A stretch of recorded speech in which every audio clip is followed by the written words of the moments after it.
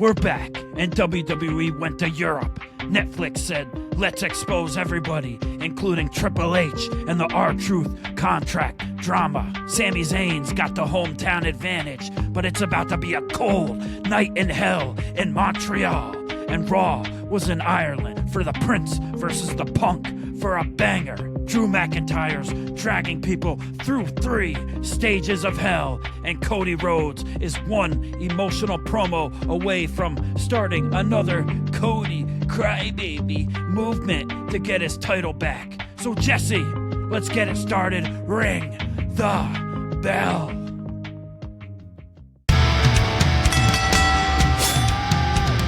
You are now listening to the Ringside Renaissance Wrestling Podcast.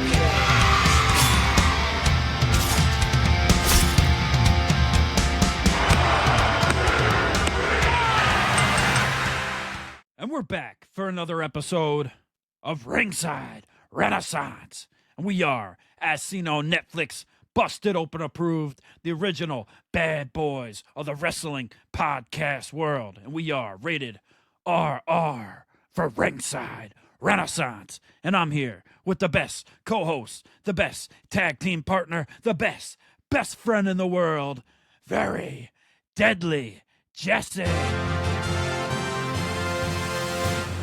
Yeah. And I'm Andrew. Kombat Jones. Click, clack. Ah. Burr. Burr, burr.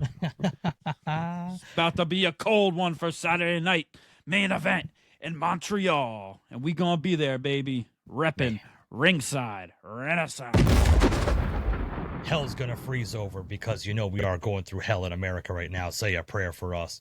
But what is going to happen is Kombat Jones is going to get in his little slick slash of a Subaru and head on up to Montreal and represent the Ringside Renaissance for Saturday night's main event. Let's go. Yes, because I'm going to bring more fire because we need less ice. Yeah. How you like that? I'm just going to make this one public service announcement because it's so cold up here. Ice. And that's all I got to say. Yeah, it's too cold. Ice cold, baby. Yeah, man. It's been a little while, man. You know, different things have been happening, but I'm glad to be back here doing Ringside Renaissance, man. We've had a pretty off and on, hot and cold, if you will, last couple weeks of pro wrestling. I got to say a couple things a little bit that I think you're probably going to cream your pants with, so I can't wait to get into it. But, man, you know, because we missed a couple weeks ago, I'm going to jump right into it and ask your thoughts because we're just going to glaze over it really quick, man. Drew McIntyre defeating Cody Rhodes in the 3 stages of hell to become the undisputed WWE champion. I was surprised as hell, man. I was surprised and I popped. Give it up for Drew McIntyre, the new WWE Universal Champion. Yeah, what a big win. What a match, too. What a banger it was for a Smackdown and a way to bring it all together. You know, the match in general. Imagine going to Smackdown and just thinking, okay, we're just going to see Cody retain and like have something like that happen. And the way it happened, it's like, I was more surprised about that than the one time I brought a chick home in 2011 and ended up finding out it was a dude. But like, man, just, you know, I was more surprised about Drew McIntyre winning the title. But boy, oh boy, man, oh man, what a surprise. Well deserved, you know, like I think we were just talking about it just recently about they need to really shit or get off the pot with Drew McIntyre, and they really shit because and he deserved he's the new it. undisputed champion.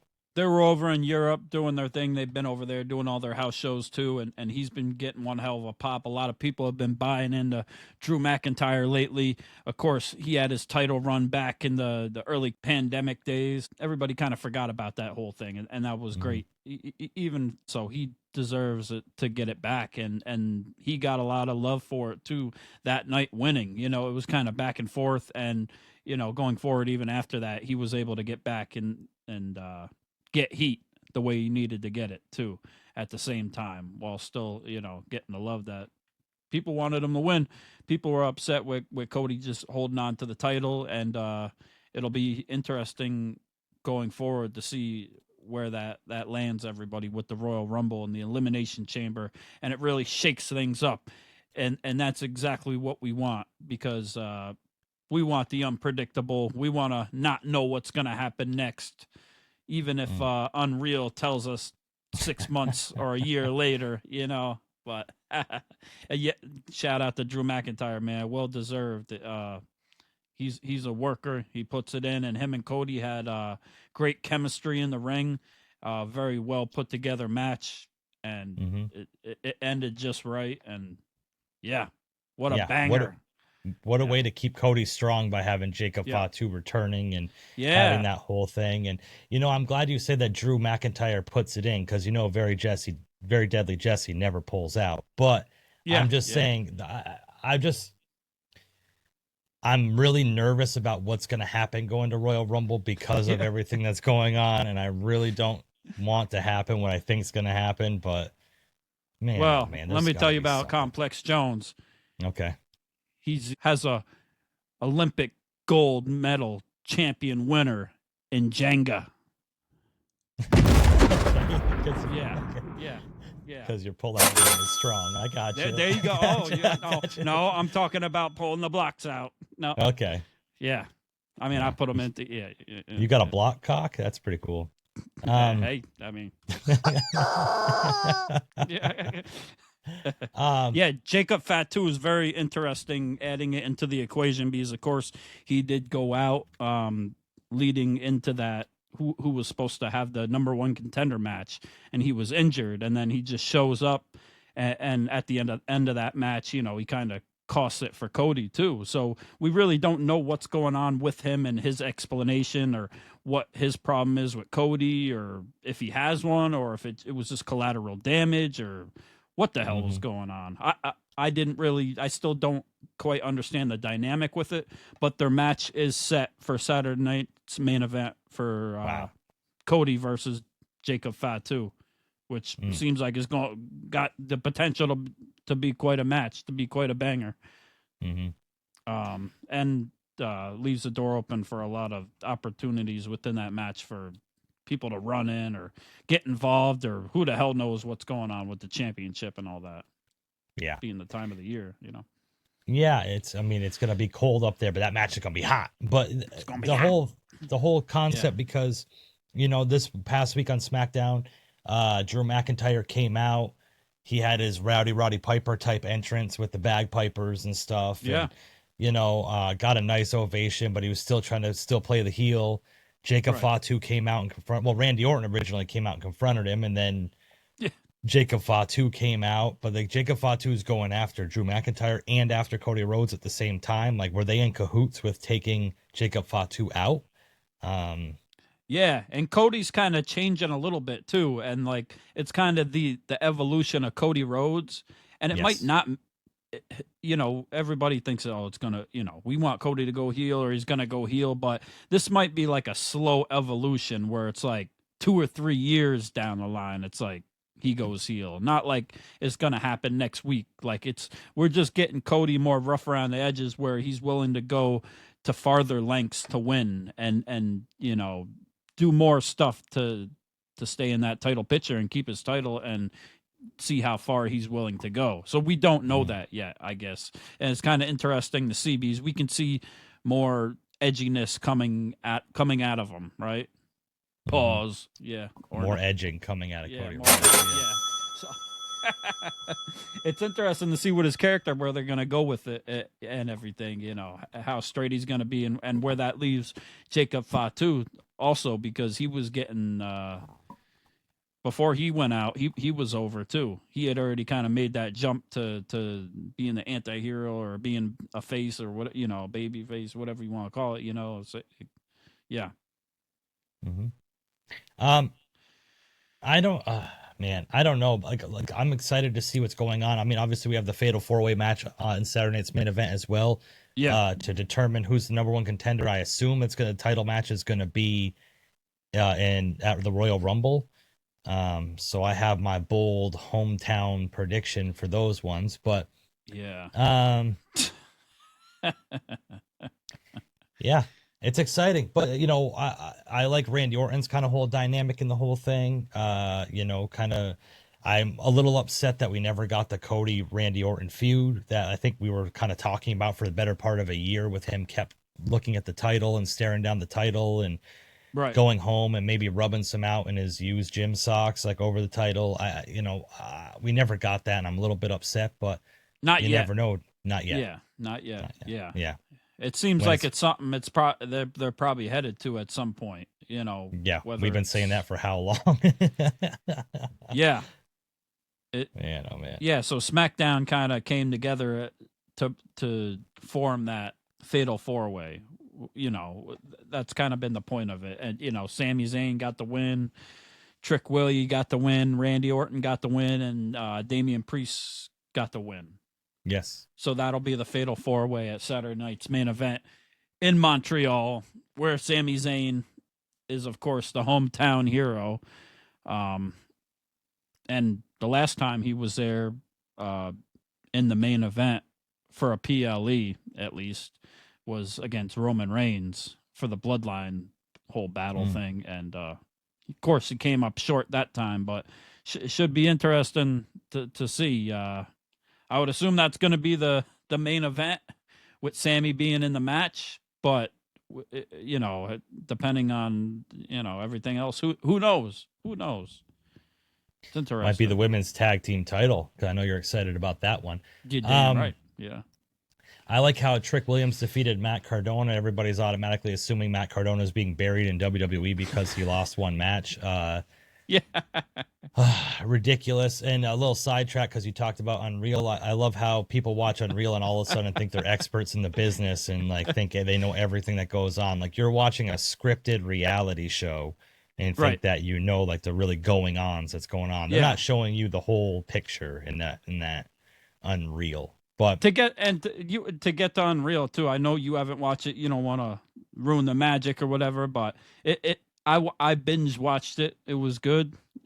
I actually enjoyed it. I thought it had the dynamic of this season was a little different from season one. I felt like with who it covered and stuff, because we had Big Jim and Naomi and their whole thing leading up, and just so it was kind of like back to like a Total Divas kind of episode days with them, which they're like awesome, you know, together. They're just so cool. Like, and then we had Lyra Valkyria and her whole story and taking part with that. R-Truth and Triple H and the whole contract dispute, and which makes no sense at all. Like, it just feels like Triple H has been caught in a lie, which just goes to show with the Karrion Kross movement and what had happened with his contract. It seemed like the exact thing probably happened with just a communication breakdown, and nobody wants to take. Yeah. I want to see the true story of Karrion Kross. Like, let's put that out there. They definitely left that. They left that part out, and you did not see him at all. So they didn't show him any love. So unfortunately, that's how they must feel about that situation. So that's disappointing, but you know, you can't blame them. Then a lot of people are very mad online about the whole Chelsea Green thing in the documentary or in the series. You know, talking about Michael Hayes talking about how she's kind of like a mid-carder and she's made to be there and she can do everything to make these bigger stars, and how. And people are taking it as so much disrespect, but I you know, they were giving her props, saying like she can get all these people over, and you know, people are taking it as disrespect because they're saying she shouldn't be like the champion, basically. But Chelsea Green is great, and we respect, and she does her thing, and she understands, you know, the assignment, just like Matt Cardona understands the assignment and when to be always ready and to get your moments in, and whenever it is you have the comedic moments or you have those spots, and people love it, and they love you for that. Like, not everybody's got to be at the top of the card, and they don't have to see everybody like that. It just wouldn't make sense. And then they were mad. There's a very funny thing that happened too with it explained it very much, because when we'd watch Money in the Bank, we thought the Money in the Bank ending was flat, with Seth just going up and how it ended. So they actually had like a completely different ending of what was supposed to happen with LA Knight and Seth Rollins at the end of that match. And it seemed like it was LA Knight that kind of screwed it up and went off course and off script. And they said, well, Seth was coming back. He's like, he wasn't happy. And they were all going through it. And, you know, back in Gorilla about how what the hell, they're like, what the hell are they doing? Why are they doing this? And they were kind of giving it to LA Knight in the back too. Triple H was, and whoever the match producer, forget the guy's name. I was going to say Mastodon, Abyss. Yes, Mastodon. Abyss. Yeah. So so a lot of people are mad about that, saying, oh, now we see why they keep burying LA Knight and blah, blah, blah, blah, blah, you know. But I thought it was very informative and funny, and it had a lot of stuff with John Cena and other people. And you just gain more respect for the athletes, for the wrestlers, for the staff, and for the business in general. And I like watching it to kind of get the insight behind the scenes stuff on that and how things work, because who don't want to be part of that, you know? I'm telling you who they're not going to be burying and putting it behind right now is Kit Wilson. Because bro, strap a rocket to this guy, because he fucking gets it. You know, when we started this whole thing, like I love Pretty Deadly, and you know that's where Pretty Deadly Jesse came from. Very Deadly Jesse, whatever it is, what it is. But Kit Wilson, boy, I'm telling you, he is absolute gold. I know when you said, "Oh, Chelsea Green," when they say, "Oh, you don't need titles," you know, get Kit Wilson a title, like make one for him if you have to, like something, because he gets it, and I think the crowd gets it, like. Yeah, the crowd is connecting with it. The crowd loves it. It seems like the internet loves it. Like everybody loves the song, and he can perform in the ring, and he's got the, you know, the enthusiasm. He's got the character. He's got everything, man. When he came out after the Trick Williams and Matt Cardona match, and he was doing the whole thing. And then he beats the shit out of Matt Cardona, and his music starts, and he just gets right back. Oh my God, dude. He gets it. He understands. You're all toxic. He's ridding the WWE of toxic masculinity. One person at a time. Strap a rocket to him. Put the U.S. title on him. Give him an hour on Smackdown. And even if he's only on main event, he is the main event of main event. Right. Yes. Own that shit. When Elton Prince comes back, have him in a feud. Like have him be like a rugged, the opposite. The male. Opposite. Have him be like, oh my goodness, toxic, bro. Toxic. Have him be toxic. You're toxic. Yes. Or he could just get Complex Jones, because you know he's toxic as a motherfucker. No. You might as well call you 3 Mile Island, because you're toxic. Boy, oh boy, I love. So as you had said before, you know, Trick Williams won the match. Randy Orton won his match. Damian Priest defeated Solo Sikoa because, you know, the MFTs stole the lantern and the dead president. This is what I don't understand is the dead presidents. Well, they got the face, you know, the makeup on their face. It kind of looks like the movie Dead Presidents. I don't know what other look they're going for, what it is, or maybe it's a Samoan thing, you know. But the views that you see in the news is propaganda. Yeah, I got you, bro. But you're welcome. I'm talking about Dead Presidents, the movie. I know. Okay. I just yeah. Trying to flip it on you a little bit, bro. They schools ain't teach us shit. That's it, man. Yeah. All my high school teachers can suck my shit. But I love how the MFTs stole the lantern from the Wyatt Sucks, and like they're just not having it. And that's probably the most stale storyline. I don't know if Howdy LFC still watches, but if you do, bro, I'm sorry. There's still no love for the Wyatt Sucks. It's just terrible. Now, Sami Zayn defeated Ilya Dragunov, which I thought was a really good match. But man, oh man, like setting up that fatal 4-way for Saturday night's main event. I mean, you know, you can kind of write off who's going to win and who's not going to win. But it's anybody's a who's who, because unless Sami Zayn wins the fatal 4-way, I don't think that Drew McIntyre is dropping the title at the Rumble. So really could just be anybody. You can just plug and play anybody at that point. And Randy Orton's got a story. Drew McIntyre's got a story Damian Priest has got a story because of him and Drew's feud in the past year or so. Right. So anybody really in that match could become the number one contender. So that's kind of interesting that it's left open like that. I wonder what the status of Kevin Owens is right now.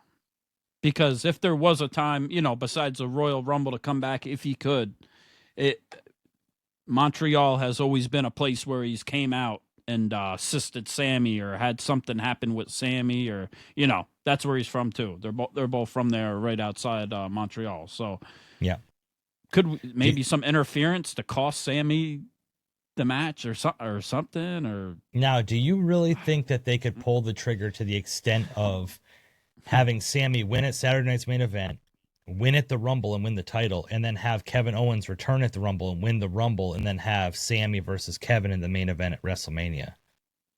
Not the main event, but, for the title at WrestleMania. We wouldn't expect it. It's not in the cards. It's not on the card table for the previews for Las Vegas WrestleMania. So I don't know. I think it's kind of like a long shot, honestly. But the Rumble winner really hasn't gotten a main event. They've just been like the opening match of night 2, or night 1 even. So yeah, last year kind of shook everything up because we had such a big triple threat with Roman, Seth, and Punk.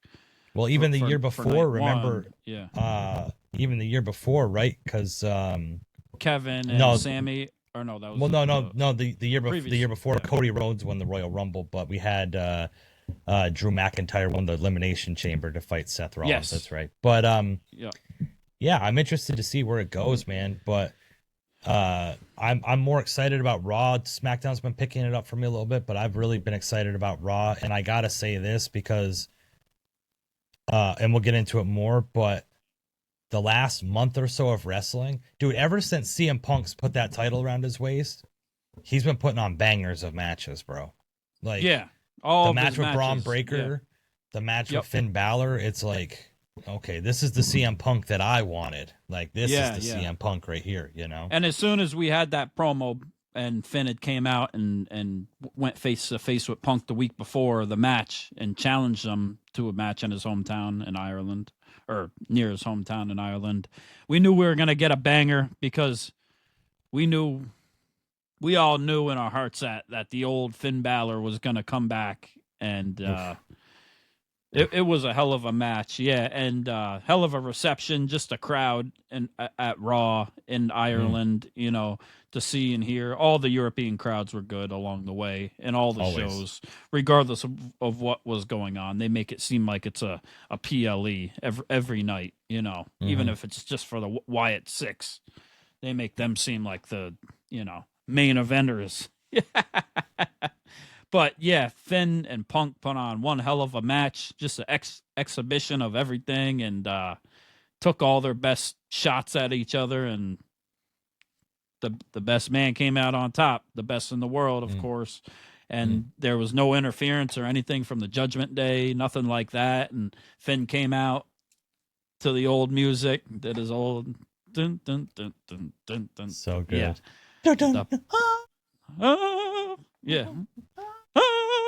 So fucking good, man. And I love that Finn Balor. Like that, when I first got back into wrestling again, 2015 to 2018, Finn was on top at that point. Yeah. To a certain extent, he had came back from the injury and he was still a babyface doing that thing, and he was just so over.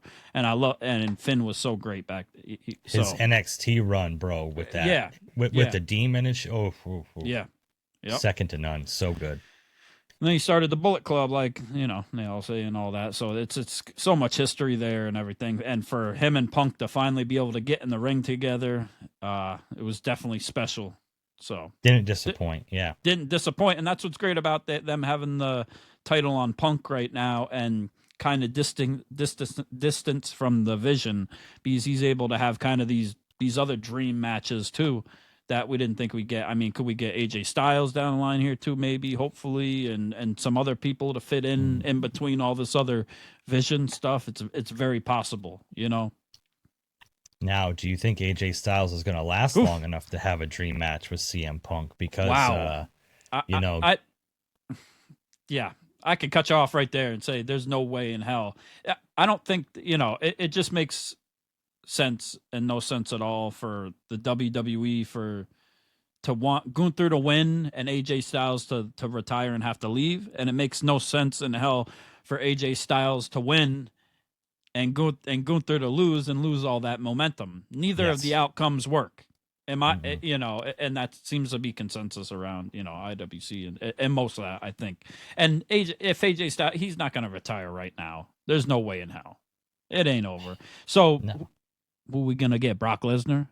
Brock Lesnar maybe come out and interrupt it or something? Or how do we get to the end of that match?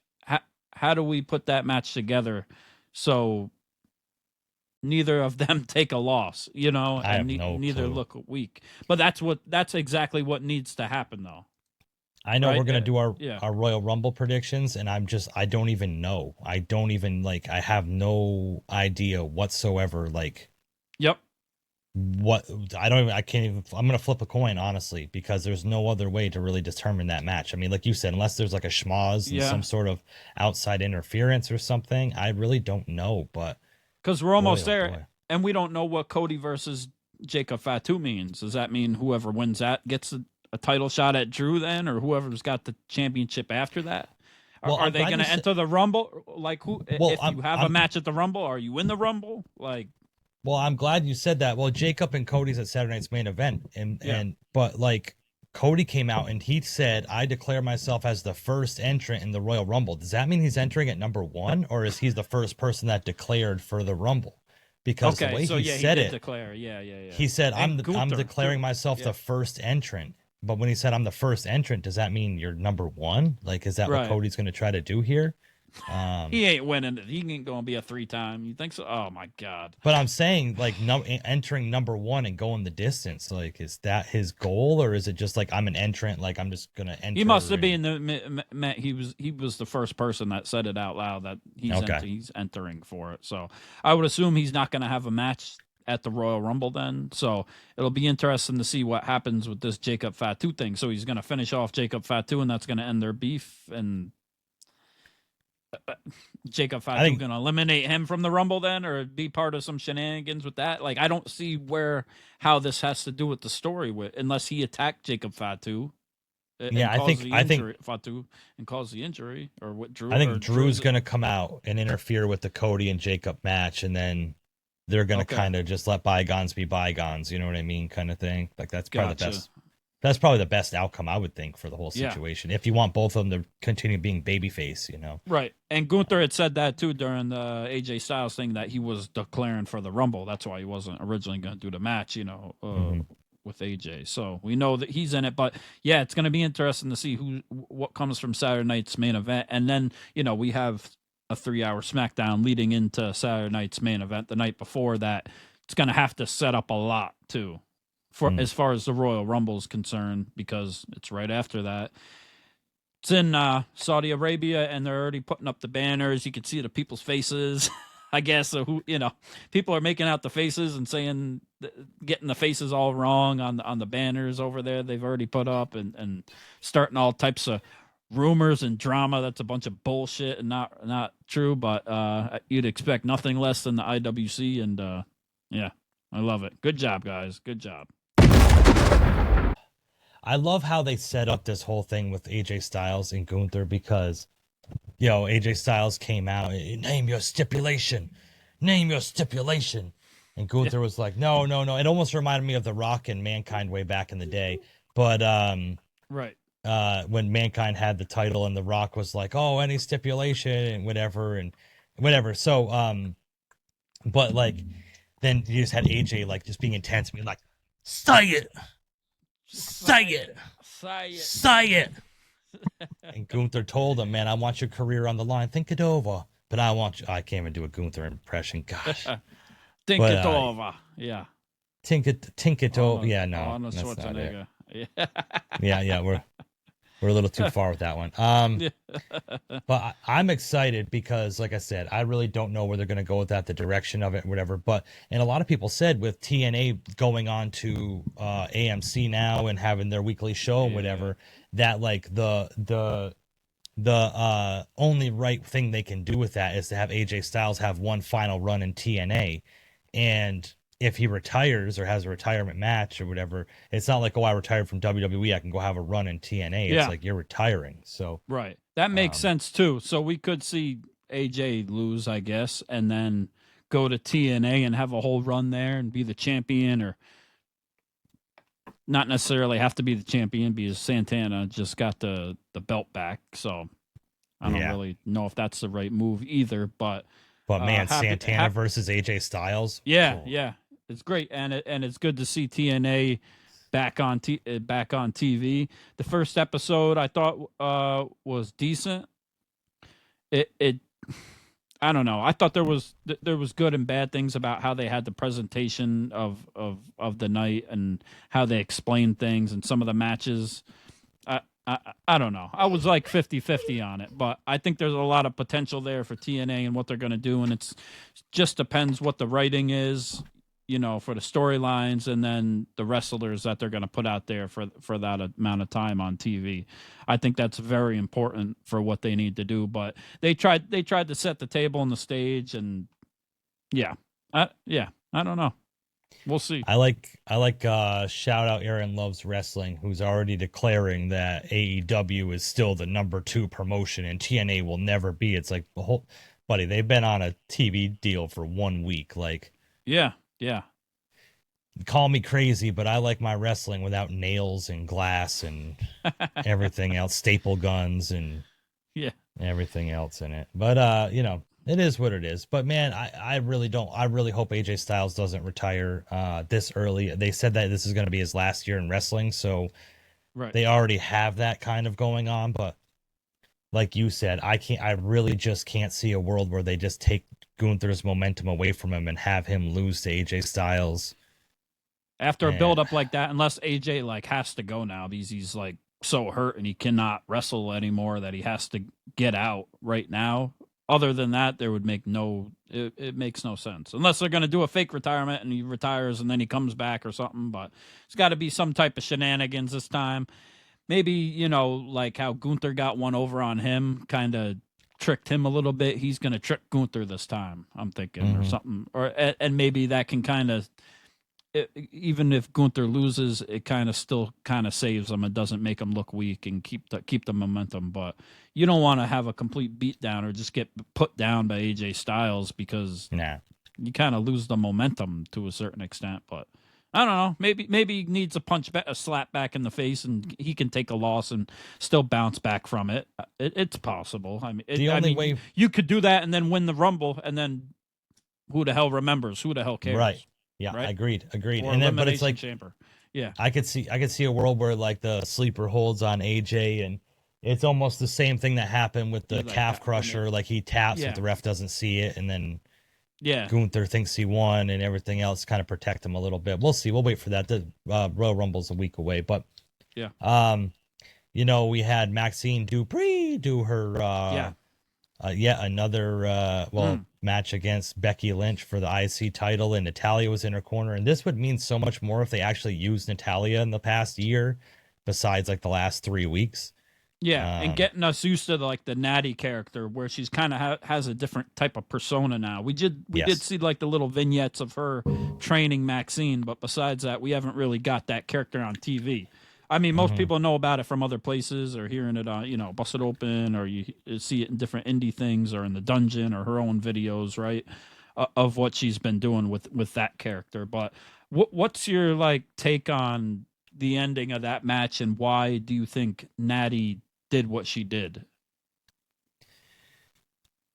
I don't know. We're gonna have to watch Unreal and see, but and I don't know, man. Like I think they're trying to get Maxine away from that title. Apparently, obviously, AJ Lee is gonna kind of make a run for that when she comes back and does whatever. But okay, yeah. I don't know. Maybe to try to add some legitimacy to Maxine's character to start a feud with Nattie, and Right. Was Nattie was jealous somehow, like you used me to get yourself ready and took all the spotlight. I don't know. I don't really know. I feel like it's either that or because like the turnbuckle was undone and Becky Lynch had hit it, and then Maxine kind of capitalized on that and was able to get that pin where Nattie put her foot on the rope. So I kind of thought at the end Nattie was like, I didn't want you to win like that. I didn't teach you to win like that. You know what I'm saying? Okay. Now I'm gonna beat the shit out of you, and you ain't gonna win like that and be that type of champion. So they're either going, I'm gonna learn. You gonna learn today, girl. So yeah.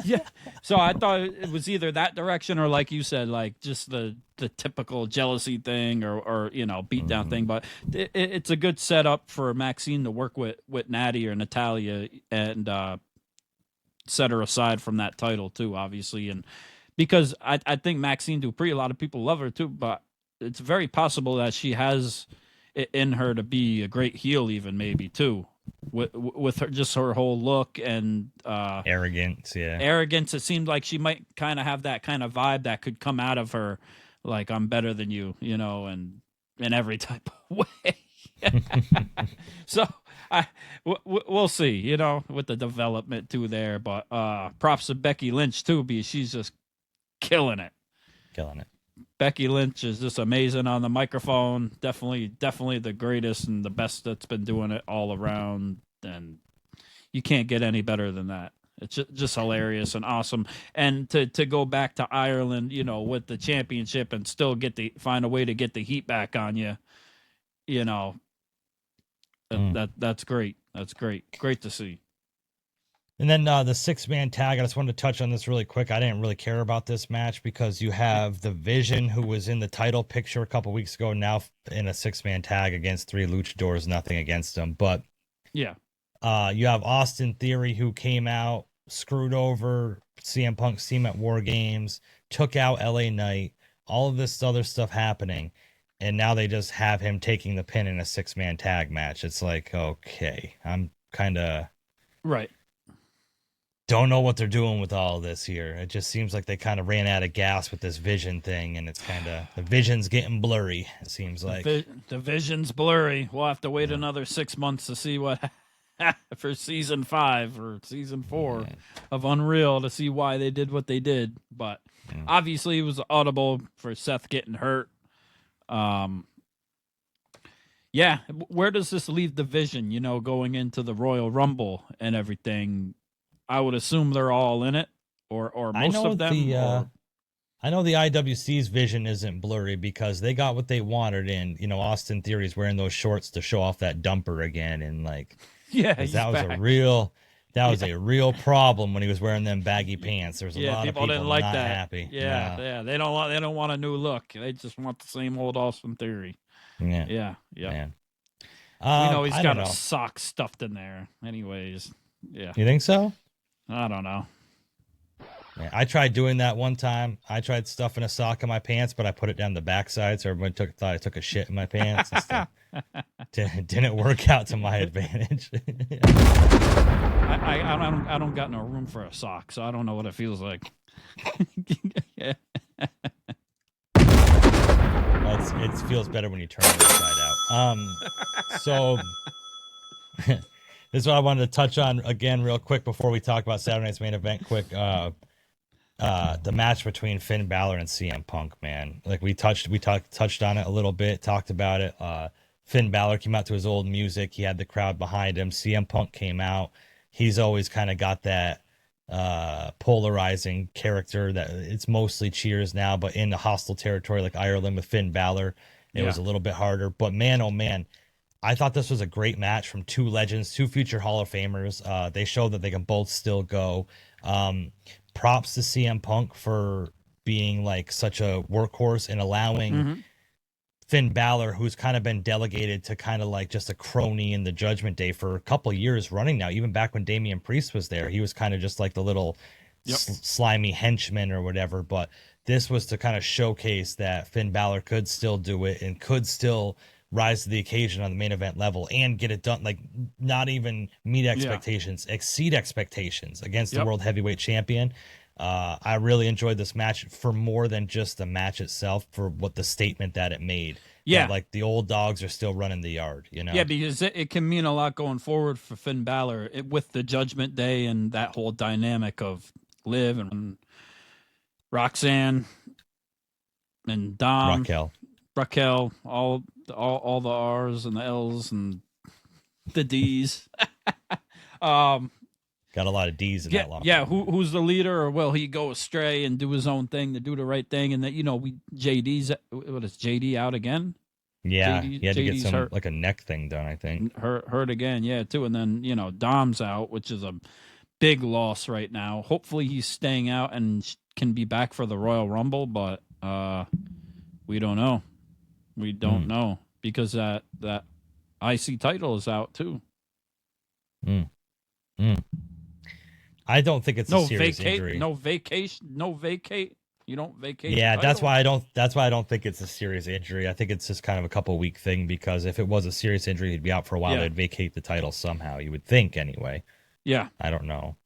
Then we got that last match with for the championship too, with Io Sky and Rhea Ripley against Roxanne Perez and the best female wrestler of all time from New Jersey, Liv Morgan, baby. Just aside AJ Styles, of course, and Becky Lynch, but yeah, Liv Morgan. Yeah. They've been putting on a show. Roxanne Perez, Liv Morgan, Rhea Ripley, and Io Sky all been tearing it up lately, killing it, you know, besides the kind of generic random matches they've been having along the way to get to this point. But it's going to be interesting to see who wins this one. And I think I'm going to go with Liv and Roxanne. Yeah. You just want to see Liv win a title while you're alive. That's all. I do want to see Liv win. Yes, in person. Absolutely. Is this your first time seeing Liv live? No. Okay. No. I can't remember. She wasn't at SummerSlam. She wasn't at SummerSlam. I think I saw her at either the Raw after WrestleMania, maybe? Yeah. I saw her back when she was in the Riot Squad, too. Oh, yeah, and then I saw her, the one at Madison Square Garden for Netflix. That one. The first year of that, the first time at the Garden for there. And then I think she came out too in Quebec City for Raw there, I think. Okay. With Roxanne or something like that, or so, I don't know. I don't freaking remember, but yeah.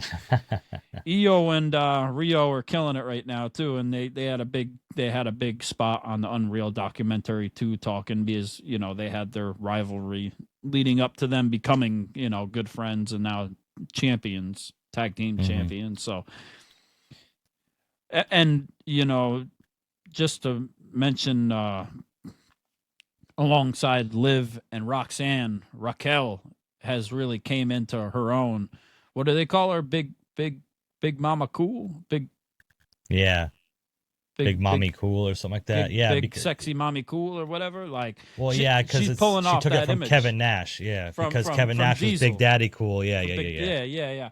And I think that fits her perfectly, because we were talking about it when she first came back. She's got to find her way to fit in, and it's just kind of like she's like around. But now with like that whole image and that whole idea and that name and that gimmick, it seems to be working for her, and she seems to be embracing it, and it seems believable. Finally, for the first time, it seems like it's something I'm really buying into. So that she could be the champion too. Yeah. Potentially. Oh, yeah. And I think she will be good at that, at that sense. So maybe all the women are bringing all the gold back to the Judgment Day. We'll see. Uh-oh. Yeah. Dirty Dom's going to hold court. Oh, yeah. Yeah. Something going on with Liv and Roxanne still, though. Behind the scenes. Liv's got something. Liv's planning something, or has got something up her sleeve. Oh, it's a revenge tour 2.0. She's got something going on. She's got revenge for Roxanne, because her and Roxanne had something that had happened way before all this happened. They had a moment somewhere. I can't remember where it was or when it was. What, like they PLE, had but Yeah. A moment. Okay. Yeah. Yep. Whew. Yep. Gotta find, and I don't think that's on Netflix. Okay, so No. Elena Black is back in. She's in TNA. More TNA for Elena Black. There we go. Here we go. TNA on TV this time. So now, this weekend, we have Saturday night's main event. Next weekend's the Royal Rumble, I believe.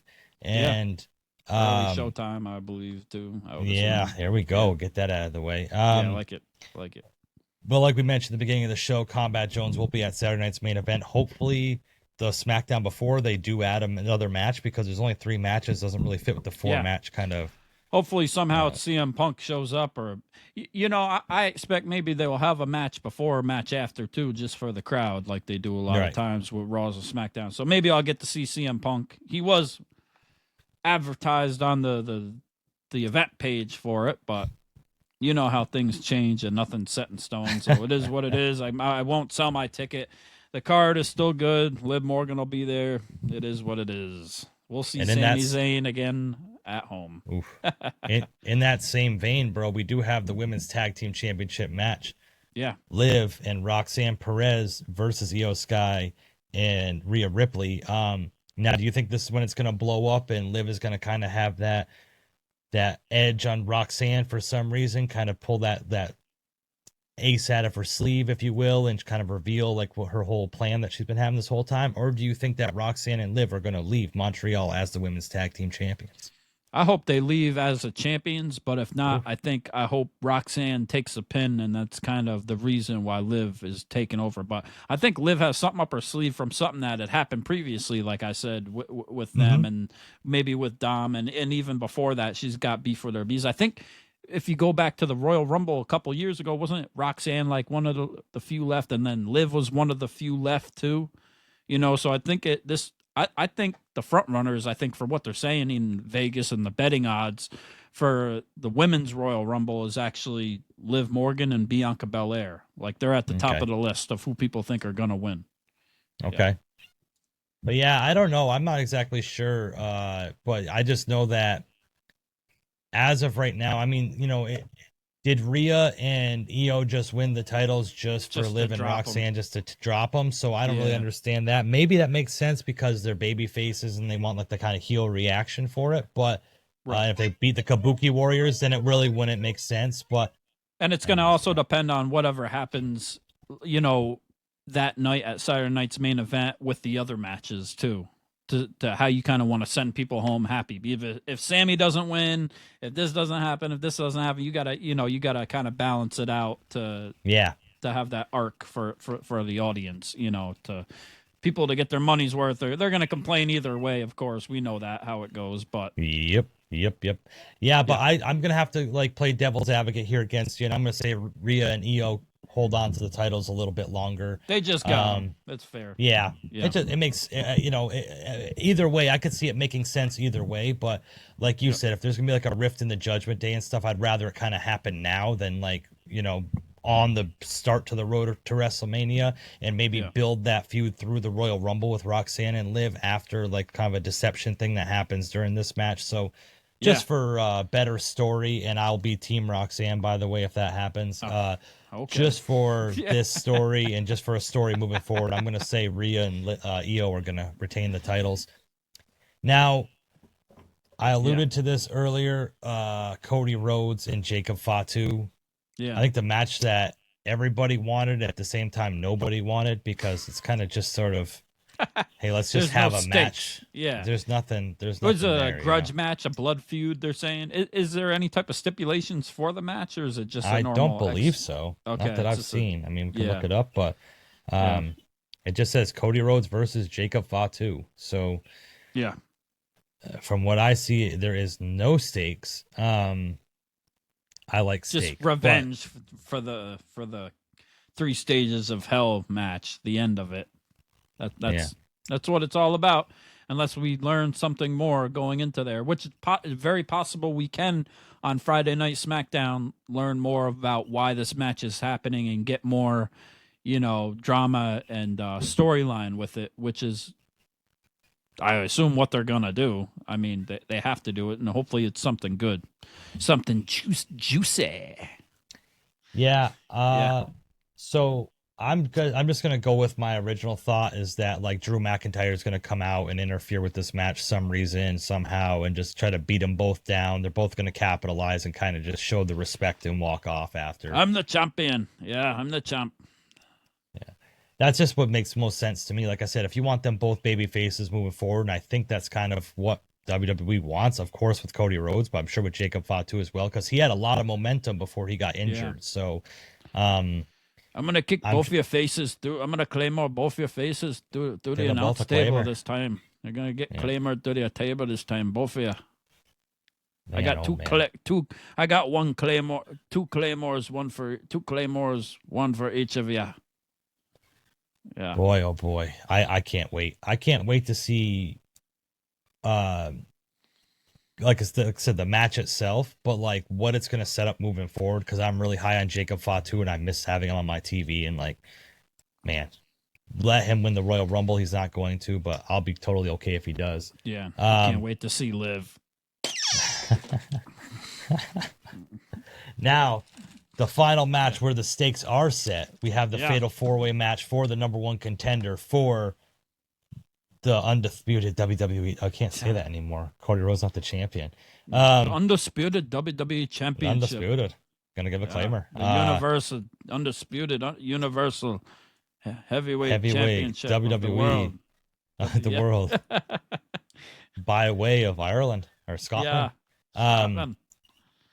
Damian Priest, Randy Orton, Sami Zayn, Trick Williams, which nod to Trick Williams for even being in this match and being in that such high position like 3 weeks into the main roster. Like good for him. Trick Williams could be the person you least expect to win this and could win it and just set it up for Royal Rumble so they have a cop out. I don't know how that goes against Drew McIntyre with Trick Williams both being heels. It doesn't really make sense, right? So yeah, he could be the underdog stallion, that's for sure. But yeah. I'm not exactly. I just have to go with like my head with this, and I've said this before, is that like Sami Zayn's got the chance to be double hometown hero here, and obviously not Saudi Arabia, but because they love him so much over there, he's going to win in Montreal, then go to the Royal Rumble and win the title at the Royal Rumble. Like it just seems very WWE to me. Like I said, I would like the Randy Orton, Drew McIntyre kind of thing. I would like Damian Priest and Drew McIntyre because it's just a continuation of their feud from a while back. But Sami Zayn, I think it's got to be Sami Zayn at this point. It's either Sammy or Randy, right? Yeah. It's got to be. And if I'm not incorrect, didn't Sammy win the IC title last time at the Bell Center too? Remember he had that big entrance where he walked in from the street. It was the IC title he won, right? Was it in Montreal or was it Braun that Breaker, one in Toronto? Oh yeah, so he already has had a big moment there, I guess, with the IC title. I guess it made up for the whole Roman thing, even though he was more over than Roman with that. But let's see. Kevin Owens, we don't know what the hell's going on. It would be the perfect time and place. And it could be like the cop-out for them, too, because everybody thinks Sami Zayn's going to win the Rumble because it's in Saudi Arabia, but if you put him in the championship match, right, then it's kind of like an out because he's not going to be in the Royal Rumble if he's in the championship match. And then, they can have Drew McIntyre win like a sneaky, like a slimy way, and you know what I mean? Oh, Sami Zayn got this close to the world title and didn't win it, so it also seems Sami Zayn. Yeah, it also seems very obvious that Sammy would win in Montreal for Saturday night's main event too, right? So it's tough. It's hard to tell. We'll see. I'm gonna throw this in here. I'm gonna have a wild card match because we do not have SmackDown. Like this was recorded before SmackDown, before Saturday night's main event. Right. I'm going to say that Carmelo Hayes is going to issue an open challenge for the United States title at Saturday night's main event. And we are going to get Kit Wilson versus Carmelo Hayes. And we're going to have a new United States champion. Yes. Kit Wilson. OMG. My God. What a moment. What a moment. What a For life. everybody. What a life. What a life. time. Yes. Oh, Yes. my goodness. Let's Yes. do it. Yes. Let's do it. Yes. Do it for Pretty Deadly. Do it for everybody. Do it for the toxic masculinity. I can't wait. And what way to like stomp out toxic masculinity than to beat somebody that has him on a necklace around their neck? Yes. You ain't him. Yeah. Oh, my. Set it up. Set it up, baby. Let's go. Push Kit Wilson to the moon. We need it. To the moon. To the moon. All Or at least just keep him on TV every week. That's all we need. You know, if he's got to have his spots, just give him his spots. That's all we need. That's it. But, yeah. Well, we so, need a title on him, too. MJF still reigning AEW World Champion, doing his thing over on AEW. The Unreal thing also spoke on when because of course I had Naomi and that whole thing with the caution thing and the pregnancy and everything up leading with it. But it also spoke about how she had left the company the first time and with Sasha Banks that night they just left the titles and they walked out. Triple H was like, I never told them to leave. They could always come back. So I feel like there was a subtle hint there from Triple H being like, I wasn't the man in charge there and I wasn't in charge at the time. I wasn't on that brand at the time. So it has nothing to do with me. So, you know, come back if you want. So we'll see how deep Tony Khan's pockets are and how mad Mercedes Moné is if she's losing all them titles just to come back and get the huge pop in WWE. Please don't. Please don't. Please don't. Stay over where you're at. You're good over there. And the Jericho rumors have been down not as much, but I expect he's going to show up for the Rumble. Yeah. Nah. I don't think till at least, like I said, Fozzie's got like a tour in February, so okay. I don't see him showing up just to like disappear for a month. Yeah, I bet you are. You're a big fan. You know that. You know the Fozzie. schedule. Fozzie's so terrible, man. Like, but hey, if that keeps him out of a wrestling ring, you do you, my man. Fozzie's great. I'm sure they're gonna be awesome overseas. You're gonna sell out 2,000 person venues all over Denmark, Switzerland. You think Fozzie would be if you named a band Fozzie, it would be a Ozzy Osbourne tribute band or something. But no, I'm just gonna make a band name, and no, I like Ozzy, so I'm just gonna put a F in front of it. Let's call it Fozzie. Yeah. Terrible. We all want to sing Judas again. Bring Judas to WWE. We'll sing it a few times and we'll be over it. Oh my god. Yeah. But I was over it the first time they sang it. Give me a job. I'll take it. Anyways, yeah. This episode was brought to you by True North Private Transportation. So we appreciate that. Yeah. Thank you. Thank you, You're True welcome. North. And whoever the owner is of that company, thank you for sponsoring this video. I appreciate it. Heard he's a real much. handsome guy, stand-up guy. It's I heard he's the stand-up guy while he sits down in his car. I got you. Yep. Yeah. So that's everything leading up. We haven't been here the past couple weeks, but we're back on it. We're back on the horse. We're back riding the magic dragon, doing our thing. No, we're not. Not however you say it, Yeah. whatever I'm you not want off to call the it. wagon yet. Yes, I got We're not you. off the wagon, but we're on it. It is what it is. I don't care what you say. We're cashing in. We're back, And now baby. we're back, baby, and we'll be back next week to talk even more about what happened at Saturday Night Main Event, and I'll update all of y'all.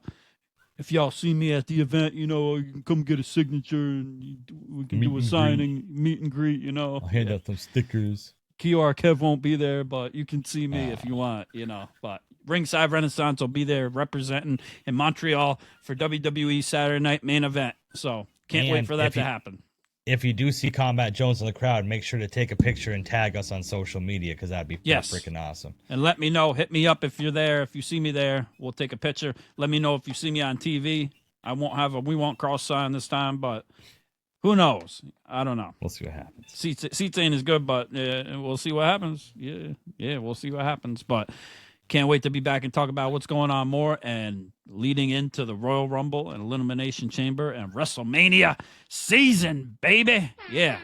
And we are, as seen on Netflix, Busted Open Approved, the original bad boys of the wrestling podcast world. And we are rated RR for Ringside Renaissance. And that is the best co-host, the best tag team partner, the best friend in the world, Very Deadly Jesse. Yeah. And I'm Andrew Kombat Jones. And you've been listening to the Ringside Renaissance Wrestling Podcast. And that's just basic being basic.